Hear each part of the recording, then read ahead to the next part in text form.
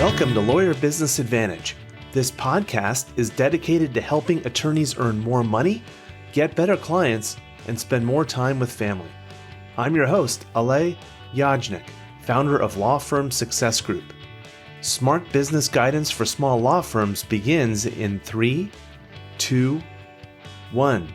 And it's my pleasure to welcome to Lawyer Business Advantage Janet Falk, Public Relations and Marketing Communications expert with Falk Communications Research.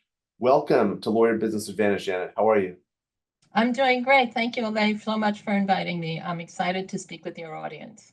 Well, what's cool is we've had marketing people on the show before, but none of them really are going to be taking the angle that you're going to be taking. And so really excited to talk to you today about conferences and leveraging conferences. And this is something that you're talking a lot about these days. How is it that this is now a topic for you and why you think that it's relevant for our audience?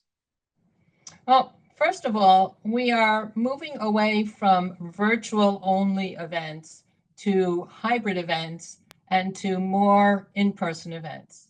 So I believe that attorneys have to be prepared to make this shift and to be more proactive in their preparation and their attendance at events, and of course, in their follow-up. Now, how does this relate to their marketing, communications, and public relations activities? In several ways. First of all, anyone that you meet at a conference is going to check you out. They're going to look at your website. They're going to look at your LinkedIn profile. If they're a reporter who is a moderator on a panel, then that's someone that you might want to meet and follow up with later because you want to be a source for that reporter's story. So I think that attorneys have to be prepared to make the most of these very expensive events. You're spending billable time outside of the office. You may be traveling. You may be incurring hotel and meal expenses. You have to prepare in advance so that you can really monetize for future reference your activity at this conference. Yeah, absolutely. One thing that has always struck me as weird, and not just for attorneys, but for lots of professionals that attend conferences for networking perspectives, is they spend all this time, they spend all this money, they go somewhere, they meet a bunch of people, they collect a bunch of business cards, they give out a bunch of business cards, and then nothing happens. And what I love about your approach is you're not only looking at what to do at the conference, but also pre-conference, which is a really cool idea. What are some things that people should be doing even before they go to a conference? Well, first, I want you to think about your goals. Why is it that you are attending this conference? If it's an industry conference, then you're looking to meet with current clients, potential clients, lapsed clients, and even referral sources.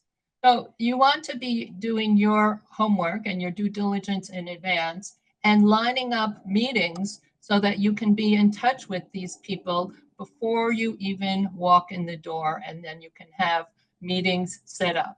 I'm sure that you've been at events where you've been an exhibitor or maybe as an attendee, and you know that the exhibitors get an advance registration list so that they can contact the attendees and invite them to stop by booth 126 for whatever swag they're giving away.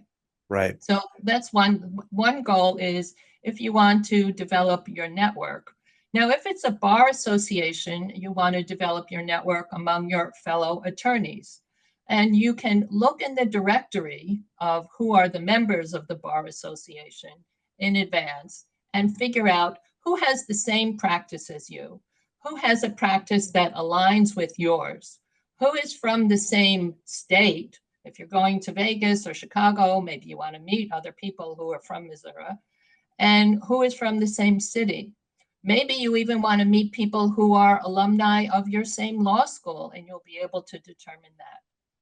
So when you're thinking about who you want to meet with in advance, then you have to look at all these possibilities of potential clients and potential contacts, referral sources that will be good for you and good for them. I mean, imagine you do local residential real estate. You probably want to meet with matrimonial attorneys because in a marriage that's dissolving, there's also often a piece of real estate that has to be disposed of. So you want to meet people with whom you have a shared interest or with whom you have an aligned interest. And I really appreciate that approach because it's not always about, finding clients and finding prospective clients. A lot of times it's about finding people you want to connect with from a networking perspective. And it's so interesting being an attorney because oftentimes um, an attorney's best referral source is their competition, other attorneys that do what they do, because when those other attorneys get conflicted out, or it's not the exact right fit, or that other attorney is super busy, then the referral can happen. So it's really kind of a neat opportunity in that you can use a conference in many different ways. When you talk about identifying the list and identifying people, this is something that I've seen attorneys kind of get wrapped around the axle and get stuck with, and I'm hoping you can help me out with it. So let's say, I've done my homework and I've got, 5 attorneys that I want to meet with, and I'm really excited to meet with them, but I'm not really connected with them. Maybe I'm connected with them on LinkedIn and that's it, but I've never met them before. I don't really know who they are. I think they would be a good fit, but how do I schedule a meeting with them and reach out to them without seeming desperate or sleazy or a stalker? Well, here's something that I did. I was going to a New Jersey State Bar Association meeting, and I was a speaker on a panel, and I barely knew the other people on the panel. They were all attorneys, and I didn't know anyone else who was going to the conference. What I did was I contacted all the speakers in advance, and I said, I'm looking forward to attending your session. Of course, the ones that were simultaneously with my session, I said, I'm sorry I can't attend. I'm speaking at that time. I hope we can connect. And I just indicated that I was interested and planning to attend the event. And I would say probably 75% of those that I contacted wrote back to me and said, Janet, thank you for getting in touch. I'm interested in your presentation as well. Then I wrote to them a second time and I said, I'm even more excited to attend your presentation. And by the way, I will be wearing a royal blue jacket so that you will be sure to find me in this very crowded room. And then what happened? I attended the event, and during the lunch, which was held in a ballroom with 300 attorneys in attendance and a huge buffet, I just sat down at a random table because remember, I didn't know anyone. And while I was having my lunch, 4 of the speakers that I had contacted found me in that room because I told them I was wearing a distinctive article of clothing. Now, it could be that as a gentleman, Alay, you don't feel comfortable wearing a royal blue jacket. And that's Probably not. fine. I can't No, pull that one off. but you can still wear maybe a camel jacket or a light gray jacket, or say this is an after work event and you're wearing a jacket with part of your suit, you can wear a distinctive color tie like orange or green, or you can wear a colored pocket square that's maroon. So if you get in touch with these people in advance and you say you're interested in meeting them, and by the way, you will be wearing some distinctive article of clothing and they will be able to find you, or you're going to attend the session at which they're speaking, then you are making it easier for the 2 of you to connect. Now, you can also see if you can find out their cell phone number, and then you can be texting each other perhaps during the event. It used to be before the pandemic that many conferences would have an app for the attendees specifically so that the attendees could locate each other and plan to get together in advance. So that's what I recommend. Plant a seed by contacting those that you think would be interesting and valuable to you and your practice, or to whom you might also be helpful. And then make sure that they know how they can get in touch with you and see if you can get their cell phone number. As I mentioned, you might wear a distinctive article of clothing, something still appropriate for an attorney. Lots of great tips there, Janet. Thanks for sharing that with us. And for you attorney entrepreneurs who are listening, that might seem a little uncomfortable for you. You might have to step outside your comfort zone to do some of these things, but she's right. They absolutely do work. And here's the thing, attorney entrepreneurs, law firm growth happens outside your comfort zone. So yeah, you might have to step out, get a little uncomfortable, but rest assured, it's not sleazy, it's not creepy. It's just taking advantage of conferences, and people are there to connect, and they will like to connect with you. Right. And one more thing, Alay, I didn't mention the upshot of that story of the New Jersey State Bar Association. And that was one of the people that I met was a professional in business development, and she referred me to clients. Awesome. Love that. It's great to hear it when someone goes to those events, they make a connection, and it pays off, because oftentimes, networking is low percentage ball, and you have to, meet a lot of people to oftentimes get one that works out. And so, Janet, there's the conduct before the event. There's the event itself, which if we have time, we'll get back to.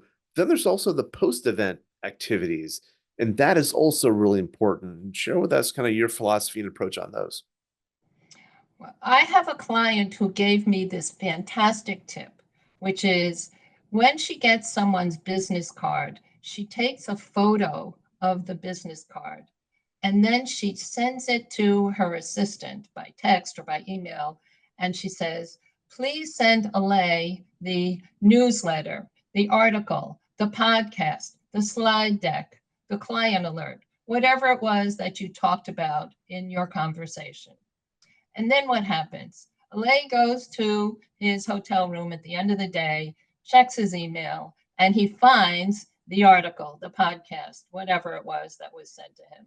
And then the next day, he goes over to the attorney and says, thank you so much for sending me whatever information it was. Now, if you don't have an assistant because you work for a small firm or you have a solo practice, you can hire a virtual assistant who will perform that follow-up activity for you. So that's one thing that you can do is to, when you gather someone's business card, make a note on the back of it of whatever it was that you agreed you would send to that person. And then make sure that you follow up, you or your assistant or your temporary virtual assistant. It's important to always be giving value to the other person. I like to think that it's not about you, meaning you yourself, the attorney. It's about you, the other person with whom you're having the conversation. Now, always be thinking about what you could be sharing with, a potential connection to someone else that would be helpful to that person. Now, a lot of times people take selfies at events. And what are you going to do? You're going to send that selfie to whoever it was standing in the group with you. So make sure you have all their contact information so that you'll be able to follow up.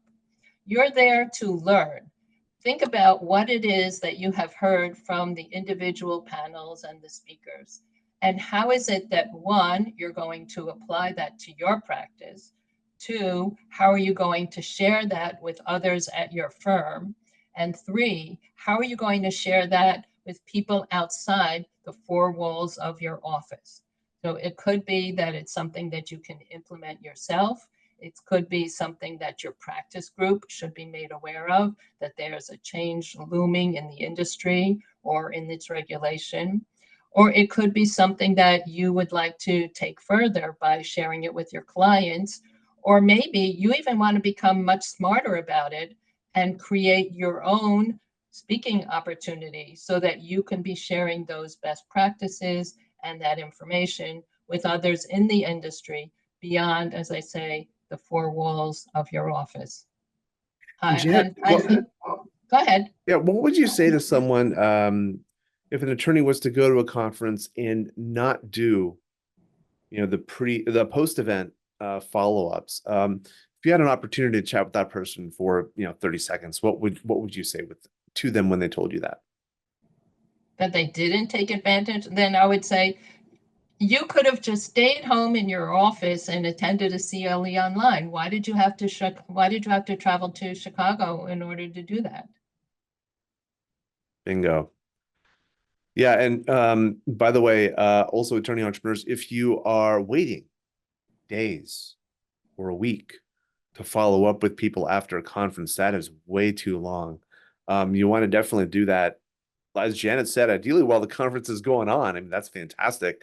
But if you can't do that, certainly within the next day or two, to get in touch and to continue that conversation, because oftentimes that initial meeting is just the start, and you want to make sure that you schedule a follow-up Zoom meeting or, another connection or whatever it might happen to be. Yeah, Alay, I want to point something out here, which is when you're out of the office for any amount of time, other activity is going forward on the matters that you are handling. And of course, your inbox is filling up with emails. Now you go back to your office and you're digging yourself out under this deluge of email and an event activity. And now you're going to follow up with the people that you met and the speakers, and maybe you're going to send a note to the conference organizers saying how much you enjoyed the event and you notice that they didn't address such and such topic. Maybe that's an idea for a future conference. Now, guess what? While you're contacting all these people, they are doing exactly the same thing. They're following up with you. They're trying to dig out themselves from all the emails and all the activity going on with their matters. So here you have this flood of email connecting correspondence going back and forth. And what I recommend is you schedule a 2-week follow-up. That'll give you enough time to get back on track, and it'll give the people that you met enough time for them to get back on track. When you follow up with them a second time, whether or not they've responded to you in the interim, or maybe they've initiated their side of the conversation in the interim, when you follow up with people a second time 2 weeks later, it shows that you are serious about developing that relationship and that you will continue to be of value for them in cultivating their network and their opportunities. Janet, this has been fantastic. And I know this is just a very small piece of what it is that you do. So share with us a little bit about the work that you do and how you ended up working with law firms. Right. I like to think, Alay, that I am not a round peg and not a square peg. I'm an octagonal peg. And if you look at my logo, it's the letter F for my name, Falk, nestled in an octagon. And that's because my background includes higher education, Wall Street, nonprofit, and law. So you can see I bring multiple perspectives to the work with my clients, who are primarily attorneys at small firms or with a solo practice, but I work with other consultants and business owners and so on. What I like to do is I like to evaluate where my client sits in their market. I look at their website, I look at their LinkedIn profile, I look at their presence in the news media, whether it's the legal news media or the general business news media. And I try to introduce them to reporters in a way that the reporter will understand that this person has insight into some manner of business that will help individuals or business owners or even corporate executives. And how will it help them? Because they will save time, save money, and make more money. If they only knew what Alay and Janet knew, then that attorney would help keep them out of trouble. So they wouldn't be engaged in expensive and distracting litigation, and instead could work on managing their business and making more money. So in order to introduce my clients to reporters in that way, because reporters call the people they know. They don't call someone that they've never heard of because they don't know why they should talk to that person. But I introduce my clients to reporters in a way that shows they have their finger on the pulse of what's happening in whatever sector or industry they operate. And by doing so, I have to review and clean up their websites and their LinkedIn profiles so that they are commensurate with their understanding of the legal moment and the industry. I hope that satisfies you. That's fantastic, Shannon, and really impressed with how you've conducted yourself on the podcast. Clearly, you know your stuff, and how you're putting everything together to help your clients. If people want to reach out to you to continue the conversation, what's the best way for them to do that? Certainly. My website is Janet, L for law, FALK.com. Janet, L, FALK.com. That's my name. And I have a lot of material available for free on my website in the resources section. I have a monthly newsletter where people can subscribe and learn about best practices for conducting themselves in advancing their practice. And I'm active on LinkedIn. People can introduce themselves and connect with me there. Awesome. Janet, it's been great chatting with you. Thank you so much for being a guest today on Lawyer Business Advantage. My pleasure, Alay. Thank you for having me. All right. Take care. Bye-bye. Bye. And that's a wrap for this episode of the Lawyer Business Advantage podcast. One thing that would really help both us and other new potential listeners is for you to rate this show and leave a comment in iTunes, Stitcher, or wherever you tune in to listen. And I want to hear from you, so connect with me on LinkedIn and let me know what you think of this episode. And if you are a solo or an owner of a small law firm, and you're looking to earn more money, attract better clients, or reduce your stress, we would love to talk with you to see how we can help. Request your free law firm assessment by visiting lawfirmsuccessgroup.com. Again, that URL is lawfirmsuccessgroup.com. We look forward to talking with you soon. Thank you for listening. My name is Alay and Until next time, remember, you can seize freedom, you can embrace happiness, you can build your perfect practice.